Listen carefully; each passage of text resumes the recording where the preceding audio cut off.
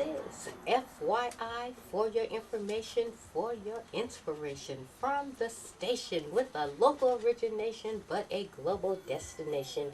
This is Janice Groves Todd coming to you live from the new KLMT103.com.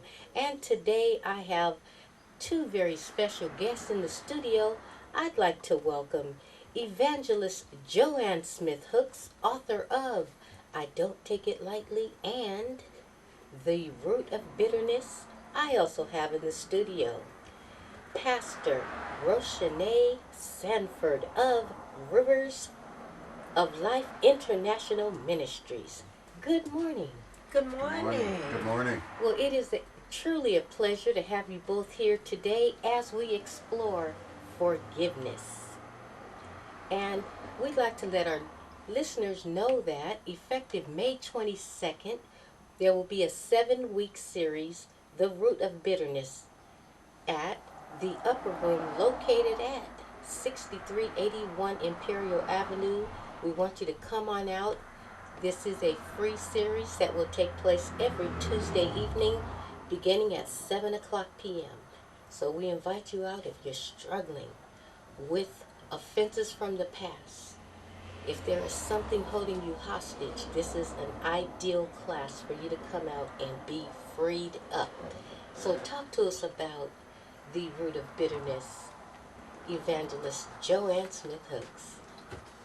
Good morning to all the listeners. And I am grateful to be here this morning. And one of the things that I was thinking on last night, Sister Janice, is what is the root of bitterness? What does it really mean, and what did it stem from? And a lot of people think that it stemmed from anger, and I don't think so. I think it's, and they think it stemmed from grudges, and holding grudges. But it stemmed from unforgiveness. It really did, especially in my life. I'm speaking for myself. And you talked about the root of bitterness. Of course, we are going to be doing a 7-week series. But there's a scripture that we're really going to be dealing with, and it comes out of Hebrews 12 and 15, and it says, "See to it that no one comes short of the grace of God, that no root of bitterness springing up causes trouble, and by it many be defiled." Now, I want to talk about why I was bitter many years ago. And you and I talked about this, I think a couple of years ago on the show. And mine stemmed from being molested at the age of 13. And I couldn't tell anyone that I was molested because I thought that I would be labeled as a wicked child. And I didn't really tell my father about it because I knew that my father, I assumed, and we base things off assumption, which is not good. But I assumed that my father would say I was the cause of the problem, and not so. But we're dealing with a lot of people in this day and time that are truly bitter because of this. Don't you agree, Pastor Sanford? Yes. And I know you're going to be interjecting, but this is the reason why we are bringing the root of bitterness to the public. We've done it in the churches, but now we want to allow the public to embrace it, because we know that there are a lot of people out there that have gone through what I've gone through. Many forms of abuse. We're going to be talking about the 5 forms, which are physical, verbal, mental, domestic, and molestation. And we are excited about the class. But the question is, what is the root of bitterness? And I think that's what we're going to explore today. Pastor Sanford, what is the root of bitterness? I agree with Evangelist Mother Hooks there. It is a form of a hidden seed that is created by unforgiveness. A lot of times we find ourselves hiding things so deep in our souls and so deep in our spirits that this thing begins to fester and grow inside of a person, to where anything that grows at an extreme like unforgiveness is going to bust out somewhere. And what happens is, when we don't forgive, one of the forms is bitterness. It will bring bitterness. It will bring a form of anger. It will bring other issues with it. But the main point is the root of bitterness comes from unforgiveness.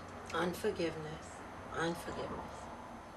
In your experience, Pastor, as you address your congregation about the importance of forgiveness. We know that if we harbor unforgiveness, there are actually physical illnesses that can take place inside our bodies because all of that bitterness that is inside of us, we begin to self-destruct. Yes. And it is known that stress, cancer, just a lot of anxiety, Yes. depression, it can just affect us by not releasing offenses of the past. Yes, it is. Bitterness is like a virus. It's like a virus or some type of disease. Once it's implanted, it begins to grow and begins to spread inside the person's body. And it will cause some side effects like cancer, some type of mental diseases also. Unforgiveness is a very popular thing. It's a very popular thing. And it comes from a lot of things from our past. We hide a lot of things inside of ourselves. It's very uncommon for people of today to allow things that hurt them go. Believe it or not, a lot of things that hurt people in the past has motivated them to become who they are. So they hide behind this pain, which is unforgiveness, which becomes bitterness.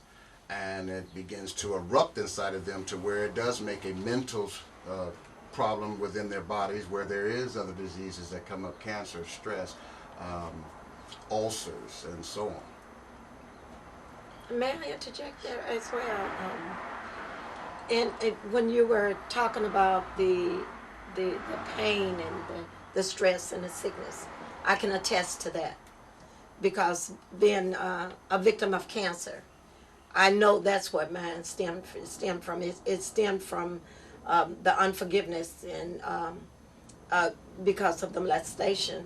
And when I went through that for a period of 2 years, then I went into an alcoholic state. And I became an alcoholic for 14 years. Again, like I said, I couldn't tell anyone. I held this within for 40 years. 40 years is a long time to hold unforgiveness. And I could have died and went to hell. But you know, I didn't look at it that way. All I wanted to do was get rid of the pain. But then placed in hospice, having cancer, due to stress, due to all of that, I could have just actually went to someone, confide in them, and I wouldn't have had to gone through that problem. And this is why we're here today, because we want others to know that if God delivered us from this, that he can do the same for them. So talking about the root of bitterness, and it's not being taught a lot. It's not being taught that you can get rid of your past. You don't have to hold on to that. Do you know that I'm dealing with people today, counseling people that are 60, 70, 80, 50, 60, 70, 80 years old that have bitterness from these type of abuse. And coming up in the country area of Marianna, Arkansas, we were told to keep silence about everything. And this is why I'm asking people to break that silence, to break that curse. But to me, it's a curse. Yes. Don't you think so, Pastor? Yes, it is. Because if you harbor things in you, then those things begin to fester. And when they fester, it accumulate roots. That's what I call. And then you have the parasites. Because in my book, A Bitter Disease Called Unforgiveness, I talk about this. When I had cancer, it was like I could feel these little things just eating away my every organ in my body. But it was nothing I could do about it until I released the unforgiveness and start thinking on forgiveness.